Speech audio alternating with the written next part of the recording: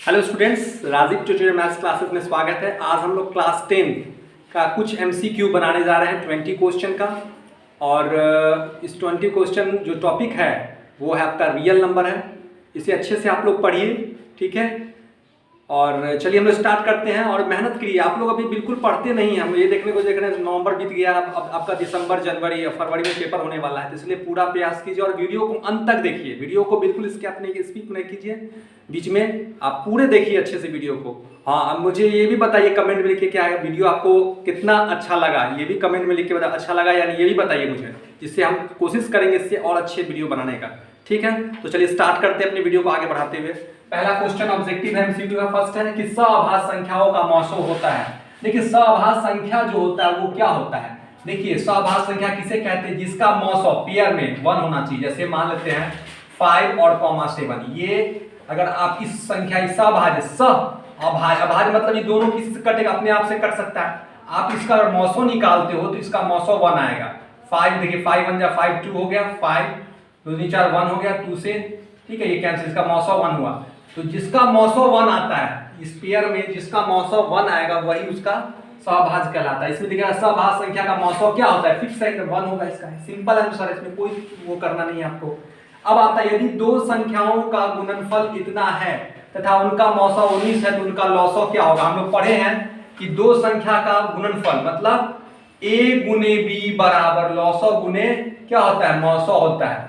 ठीक है, और ये दो संख्याओं गुणनफल ऑलरेडी ये दिया हुआ है 2166। लॉसो कितना दे दिया है, लॉसो नहीं दिया, लॉसो निकालना है आपको। ठीक है, मौसो कितना दे दिया है, 19 दे दिया है। तो लॉसो बराबर क्या हो जाएगा, 2 21 16 बटा 90। सो काट दीजिए। देखिए इसमें ऑप्शन देखिए समझ में आ जाएगा आपको। 9 देखिए लास्ट 9 8 72, ये 72 नहीं आ रहा है। 9 7 63, ये भी 6 नहीं आ रहा है। देखिए 9 6 36, 114 आप गुना कर सकते हैं।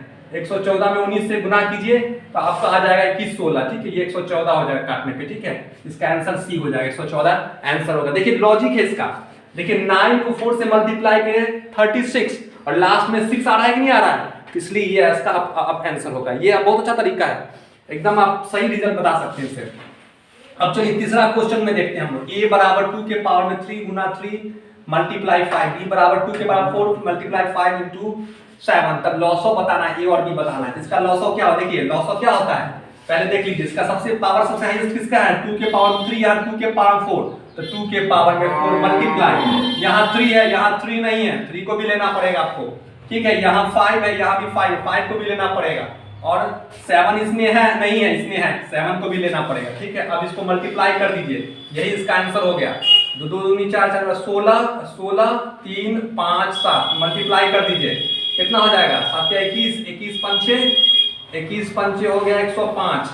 ठीक है, तो 105 को 16 से किए 6 पंचे 30 3 6 5 0 1 0 8 6 16 80 16 इसका राइट आंसर होगा। ठीक है, अगला आते हैं। यदि m एक धनात्मक पूर्णांक है तो धनात्मक विषम पूर्णांक का रूप होगा। धनात्मक विषम पूर्णांक क्या होता है, 1 2 3 4 ये सब होता है। इसमें आप रख के देखो m के जगह पे 1, क्या ये विषम को रिटर्न कर रहा है या नहीं। आपको समझना है कि यहाँ धनात्मक विषम का बात कर रहा है। यहाँ 1 रखेंगे, 4 गुना 1 प्लस 2 कितना हो जाएगा, 6 हो जाएगा। ये तो नहीं होगा, ठीक है, ये नहीं होगा। फिर इसमें रखिए 4 गुना 1 प्लस 4 में 4 ऐड करेंगे तो 8 हो जाएगा, ये भी नहीं होगा। अब इसको देखते हैं हम लोग, 4 मल्टीप्लाई 1 प्लस 1 तो 4 एकम 4, 4 में 1 जोड़ेंगे तो 5, यही इसका आंसर होगा। विषम कह रहा है इसलिए विषम जो होगा वही इसका आंसर होगा। निम्नलिखित में कौन सी अभाज्य संख्या है, अभाज्य मतलब जो स्वयं अपने आप से कटे, दूसरे संख्या से नहीं कटे। ठीक है, 27 ये कट सकता है, ये नहीं हो सकता है सअभाज्य। 35 भी कर सकता है, ये भी नहीं हो सकता है, ये भी नहीं। ये 13 जो होगा स्वयं अपने आप से कटेगा, इसलिए इसका आंसर क्या होगा, सी आंसर होगा, 13 होगा। ठीक है, फिर आगे देखते हैं। तो देखिए इतना, चलिए क्वेश्चन नंबर 6 देखते हैं। निम्नलिखित में कौन सा अपरिमेय संख्या है। अपरिमेय संख्या किसे कहते हैं, वैसी संख्या जिसे p बाई q के रूप में हम नहीं लिखते हैं उसे अपरिमेय संख्या कहते हैं। जो रूट के अंदर में होना चाहिए वो अपरिमेय संख्या होता है, रूट से जो बाहर हुआ उसको परिमेय संख्या कहते हैं। तो देखिए जरा इसमें कह रहा कौन सा अपरिमेय संख्या है, तो रूट अंडर 17 ये रूट से बाहर नहीं हो सकता है। इसका क्या होता है, 100 का 10 होता है, इसका 10 होता है, ये तो अपरिमेय संख्या हो रहा ही नहीं। रूट 4 इसका 2 होता है, ठीक है, ये भी तुम्हारा परिमेय संख्या नहीं होगा, अपरिमेय संख्या। परिमेय संख्या है, ये भी परिमेय संख्या है। इसमें देखिए रूट 16 का क्या होगा 4, और इसका वर्गमूल 4 होता है, और इसका 25 का 5 तो 9, ये भी परिमेय संख्या होगा। ठीक है, हमको तो चाहिए अपरिमेय संख्या, इसलिए इसका आंसर क्या होगा ए हो जाएगा, क्योंकि रूट से बाहर नहीं निकल सकता है। रूट अंदर 17 है, इसलिए इसका आंसर क्या होगा रूट 17 हो जाएगा। राइट।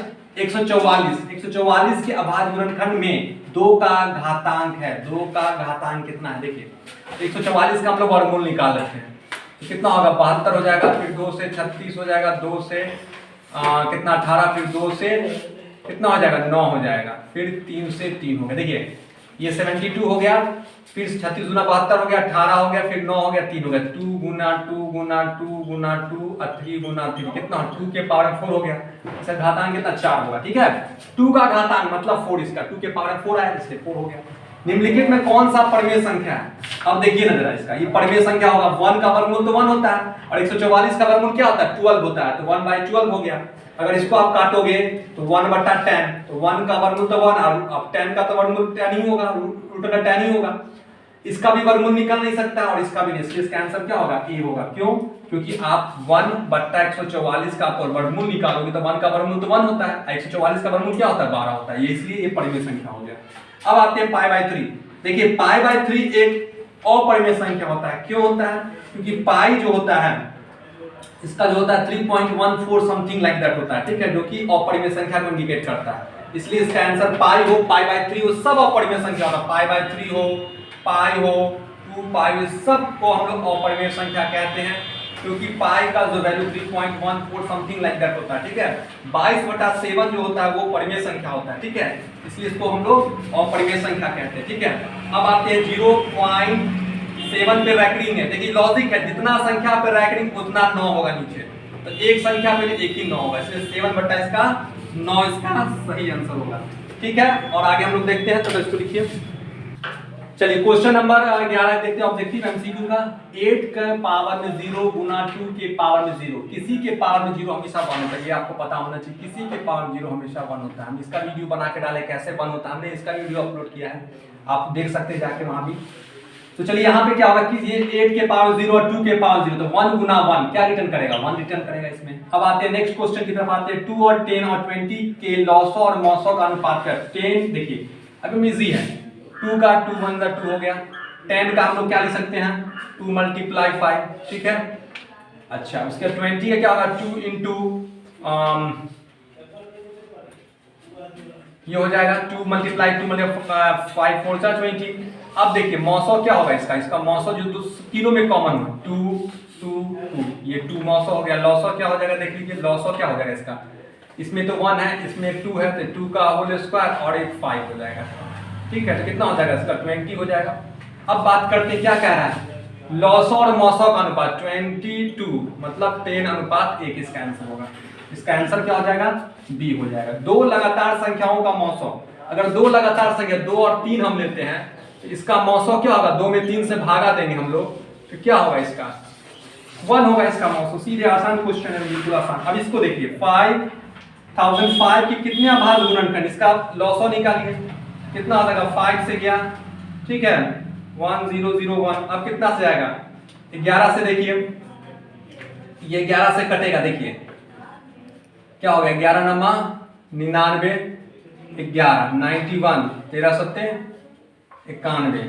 ठीक है, अब देखिए इसमें कितना है, कितने गुणनखंड हो सकते हैं 1 2 3 4 गुणनखंड हो सकते, कितने अभाज्य गुणनखंड 4 अभाज्य गुणनखंड। ठीक है, एक अशून्य परिमेय संख्या, अशून्य मतलब शून्य नहीं लेना है। ठीक है, अशून्य मतलब 2 ले सकते हैं, और एक अपरिमेय संख्या हम एक √3 ले सकते हैं। दोनों को अगर मल्टीप्लाई करते हैं तो 2√3, ये हमेशा क्या होता है अपरिमेय संख्या, ये हमेशा क्या होगा अपरिमेय संख्या। ठीक है, आगे देखते हैं हम लोग फिर। चलिए अगला क्वेश्चन 16 क्वेश्चन की तरफ एमसीक्यू 16 को देखते हैं। निम्नलिखित में किसका दशमलव प्रसार अशांत है। देखिए अशांत किसे कहते हैं, जिसका हर का जो रूप होता है वो 2 5 को छोड़ के कोई दूसरा अगर संख्या आ जाता है, जैसे 2m और 5m, इस तरह का अगर फॉर्म आता है हर में अगर इस तरह का नीचे फॉर्म आ जाता है तो ये शांत कहलाता है।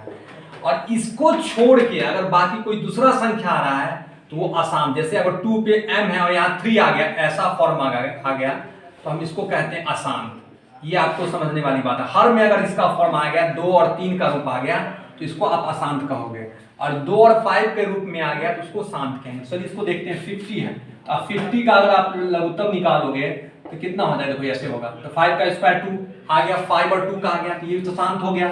हमको तो अशांत लेना, ये आंसर नहीं होगा। अब 2 4 3 आता है। अब देखो ना जरा, इसको 3 से करते हैं। 81 3 27 हो गया, फिर 3 9, फिर 3 3, ठीक है। 3 क्या 9 3 27 27, 3 3 का रूप आ रहा है। 3 कितने के बाद? 5 के बारे में आ रहा है। 2 तो नहीं आ रहा ना, 5 आ रहा है, ठीक है। यहाँ 3 आ गया। हमने क्या बोला? कोई दूसरा अगर 2 5 को छोड़ के कोई दूसरा अगर संख्या इंडिकेट कर रहा है तो ये अशांत होता है, इसलिए ये इसका आंसर अशांत यही होगा। इसमें भी नहीं होगा क्योंकि 0 वाला टर्म आ रहा है। ये भी आपको नहीं होगा। 1600 है।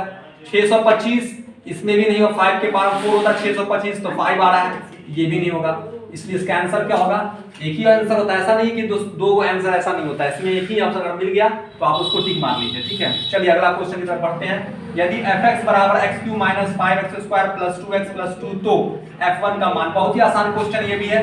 देखिए fx बराबर आपको दे दिया है x³ - 5x² + 2x + 2। x की जगह पे क्या रखना है? 1 रखना है, तो 1 का क्यूब 5 गुने 1 का होल स्क्वायर प्लस 2 गुने 1 + 2 हो गया। 1 का क्यूब 1 माइनस 5 का स्क्वायर 1 होगा, 5 गुने 1 + 2 1 जा 2 + 2, 1 - 5 + 2 + 2, 2 2 4 1 5, 5 में से 5 गया तो क्या हो गया? 0। इसका आंसर ए आंसर होगा इसका, ठीक है। अगला क्वेश्चन की तरफ बढ़ते हैं। दो संख्याओं a और 18 का लॉसव 36 तथा मौसव 2, तो a का मान हम जानते हैं a गुना b बराबर लॉसव गुने मौसव, इसी फॉर्मूला पे बनेगा।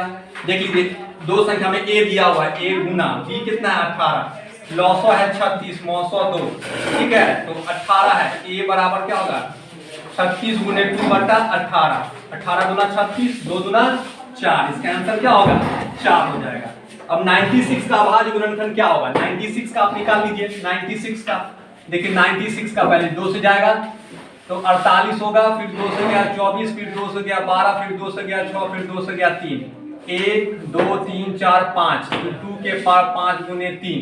अब जरा देख लीजिए कि कौन सा ऑप्शन होगा। ये एकदम सिंपल क्वेश्चन आता है बिल्कुल। अगर आपको सही से लॉसव मौसव का ज्ञान होगा तो आसानी से आप क्वेश्चन को बना सकते हैं। 11/15 का दशमलव प्रसाद, देखिए 11/15 कह रहा है 15, 11 3 गुने 5, देखिए यहाँ 3 फिर और आ गया, 5 तो होता है, यहाँ 3 कहां से आ गया? 3 अगर हो रहा है तो आपको समझ जाना चाहिए कि ये आसान होता है, ठीक है।